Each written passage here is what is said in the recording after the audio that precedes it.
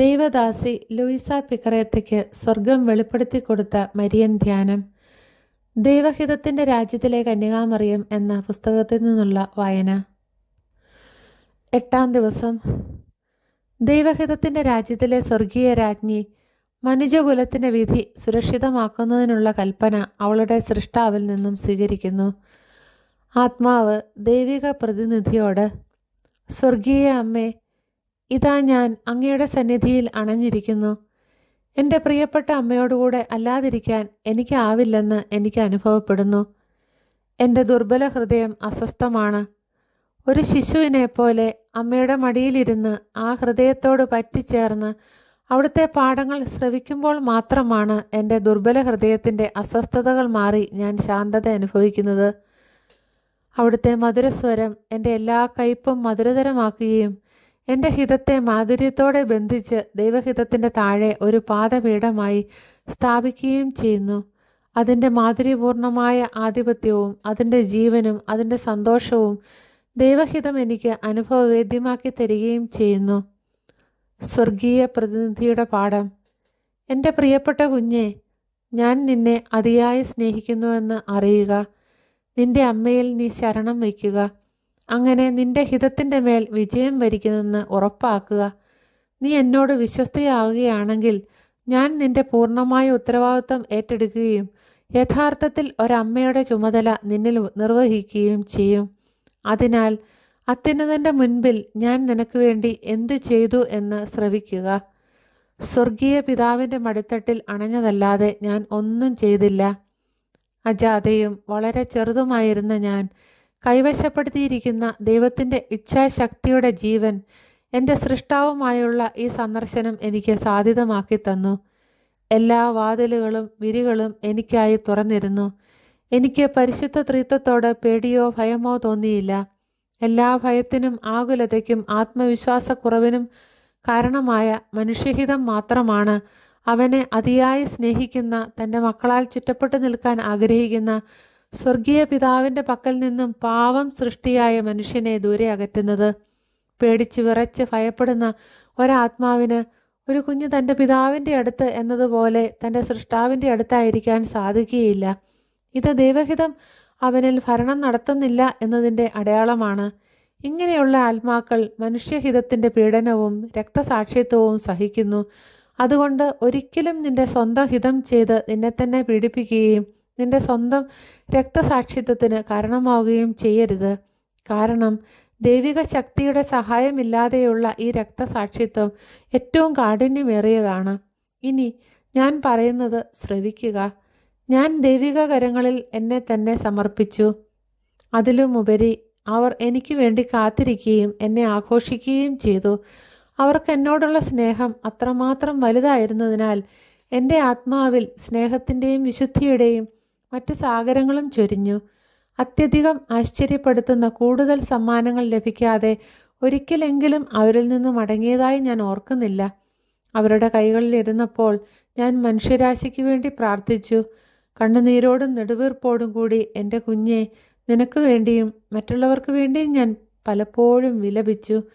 നിന്നെ അസന്തുഷ്ടയാക്കിയിരുന്ന ശാഠ്യ സ്വഭാവമുള്ള സ്വന്തം ഹിതവും അതിൻ്റെ അടിമത്തത്തിൽ ആയിത്തീർന്ന നിന്റെ അവസ്ഥയും ഓർത്ത് ഞാൻ കരഞ്ഞു. എൻ്റെ കുഞ്ഞ് അസന്തുഷ്ടയാണെന്ന് കണ്ടതിനാൽ എൻ്റെ സ്വർഗീയ പിതാവിൻ്റെ കരങ്ങൾ എൻ്റെ കണ്ണുനീരാൽ കഴുകുന്നതുവരെ കയ്പ് നിറഞ്ഞ കണ്ണുനീർ ചൊരിഞ്ഞ് ഞാൻ കരഞ്ഞു. എൻ്റെ കണ്ണുനീരിനാൽ തരളിതനായി ദൈവത്വം എന്നോട് സംസാരിക്കാൻ തുടങ്ങി. ഞങ്ങളുടെ പ്രിയപ്പെട്ട മകളെ, നിന്നെ പ്രതിരോധിക്കാൻ സാധിക്കാത്ത വിധം നിന്റെ സ്നേഹം ഞങ്ങളെ ബന്ധിക്കുന്നു. നിന്റെ കണ്ണുനീർ ദൈവിക നീതിയുടെ തീനാളങ്ങളെ കെടുത്തുന്നു. നിന്റെ പ്രാർത്ഥനകൾ ഞങ്ങളെ സൃഷ്ടിയിലേക്ക് വലിച്ചടിപ്പിക്കുന്നു. അതിനാൽ മനുഷ്യവംശത്തിന് വിധി സുരക്ഷിതമാക്കാനുള്ള അധികാരപത്രം ഞങ്ങൾ നിനക്ക് നൽകുന്നു. അവരുടെ ഇടയിൽ നീയായിരിക്കും ഞങ്ങളുടെ പ്രതിനിധി. അവരുടെ ആത്മാക്കളെ ഞങ്ങൾ നിന്നെ പരമേൽപ്പിക്കുന്നു.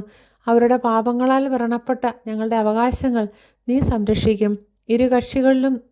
ഇരുകക്ഷികളും തമ്മിലുള്ള ബന്ധങ്ങൾ പുനഃസ്ഥാപിക്കുന്ന ഞങ്ങളുടെയും അവരുടെയും ഇടയിലെ മധ്യവർത്തി നീയായിരിക്കും. നിന്നിലൂടെ പ്രാർത്ഥിക്കുകയും കരയുകയും ചെയ്യുന്ന ഞങ്ങളുടെ ദൈവഹിതത്തിൻ്റെ അജയ്യ ശക്തി ഞങ്ങൾക്ക് അനുഭവപ്പെടുന്നു. ആർക്കാണ് നിന്നെ ചെറുത്തു നിൽക്കാൻ സാധിക്കുക? നിന്റെ പ്രാർത്ഥനകൾ കൽപ്പനകളാണ്. നിന്റെ കണ്ണുനീർ ഞങ്ങളുടെ ദൈവത്വത്തെ ഭരിക്കുന്നു. അതിനാൽ നിന്റെ നിയോഗവുമായി മുന്നോട്ടു പോവുക.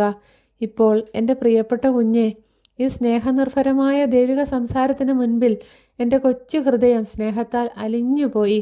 പൂർണ്ണ സ്നേഹത്തോടെ അവരുടെ കൽപ്പന സ്വീകരിച്ചുകൊണ്ട് ഞാൻ അവരോട് പറഞ്ഞു, അത്യുന്നത മഹിമയെ, ഇതാ ഞാൻ അങ്ങയുടെ കൈകളിലാണ്.